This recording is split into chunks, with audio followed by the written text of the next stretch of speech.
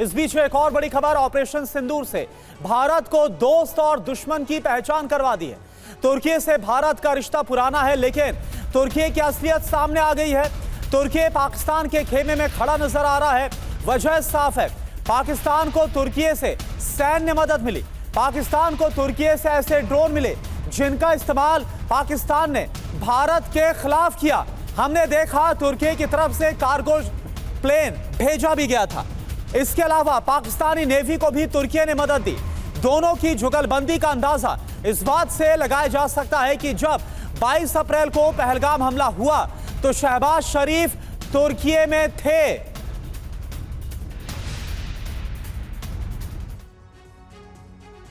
तो आप देखें पाकिस्तान तुर्की का रिश्ता आखिर क्या कहलाता है। भारत के खिलाफ 350 तुर्की के ड्रोन का इस्तेमाल किया गया। ड्रोन चलाने वाले ऑपरेटर भी तुर्की से आए थे। भारत की जवाबी कार्रवाई में 2 तुर्की ऑपरेटर ढेर किए गए। पाकिस्तान ने तुर्की के सैन्य जवानों की मदद ली। पहलगाम हमले के वक्त शहबाज शरीफ तुर्की में थे। पहलगाम हमले के बाद तुर्की के विमान पाकिस्तान में उतरे। C-130 Hercules transport aircraft Pakistan में लैंड किया था। यह खबर भी हमने आपको दिखाई थी। संजय मैस्टन सर, सवाल यह है, तुर्की की तरफ से तो बोला भी गया कि जो तुर्की है वो पाकिस्तान के हर सुख दुख का साथी है, और इन सब के बीच जब पहलगाम हमला हुआ तब शहबाज शरीफ का तुर्कियों में होना, ये सब सर क्या बतला रहा है, क्या इंडिकेट कर रहा है? देखिए, साफ ये दिखा रहा है कि पहली बात, ये जो स्टेटमेंट आज अभी आया है कि नवाज शरीफ को इसका मास्टरमाइंड माना जा रहा है। यही नवाज शरीफ ने 22 अप्रैल के बाद बोला था कि अपने भाई को एडवाइस दी थी भारत के साथ पंगा नहीं लेना। तो मैं ये एग्री करता हूँ जो एक स्टेटमेंट मनीष ने बोला है, ये आर्मी चीफ की स्ट्रैटेजी है। स्ट्रैटेजी क्यों है? अब ये जो पाकिस्तान की अवाम है वो दुखी है कि ये लड़ाई शुरू क्यों की गई, इससे हमें मिला क्या। तो इसमें अभी किसी को डिस्क्रेडिट करना है, तो डिस्क्रेडिट करने के लिए कौन है? नवाज शरीफ और ये शरीफ फैमिली को।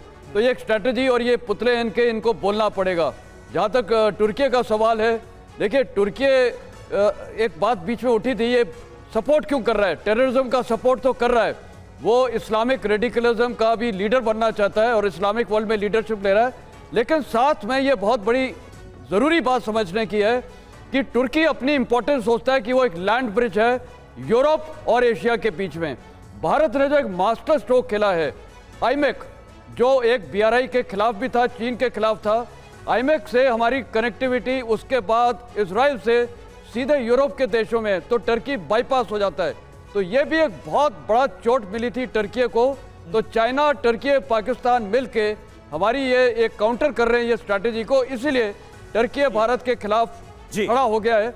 तो ये टर्की अभी हमारा बहुत बड़ा दुश्मन हो गया है और आज पूरे भारत को यूनाइट होकर इनको मुंह तोड़ जवाब देने की जरूरत है। बिल्कुल। और देखिए, पाकिस्तान तुर्की के बीच मजबूत सैन्य गठबंधन नजर आ रहा है। पाकिस्तानी सैन्य अधिकारियों को अपनी एकेडमीज में ट्रेनिंग देता है तुर्की।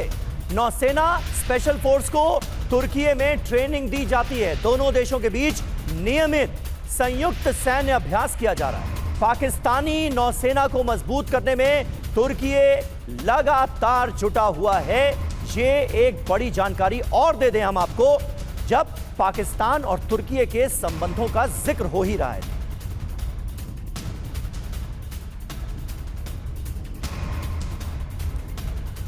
तो आप देखें पाकिस्तान और तुर्की की रक्षा डील के बारे में आपको बताते हैं। पाकिस्तान को तुर्की से आखिर क्या मिला है?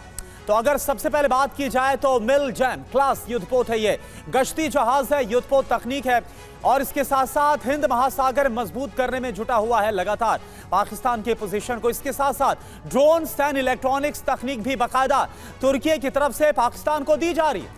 बिल्कुल, और पूरी तरह से हमसाया होकर साथ खड़ा नजर आ रहा है पाकिस्तान के तुर्की। नियमित संयुक्त सैन्य अभ्यास किया जा रहा है पाकिस्तान और तुर्की का। इसके अलावा पाकिस्तान के जो तमाम सैन्य अधिकारी हैं उन्हें भी तुर्की में ट्रेनिंग दी जा रही है, प्रशिक्षण दिया जा रहा है। तो तुर्की सिर्फ कह नहीं रहा है कि हम भाई भाई हैं पाकिस्तान के लिए, बल्कि पूरी तरह से वो साथ निभाया भी जा रहा है। करुणा, बिल्कुल।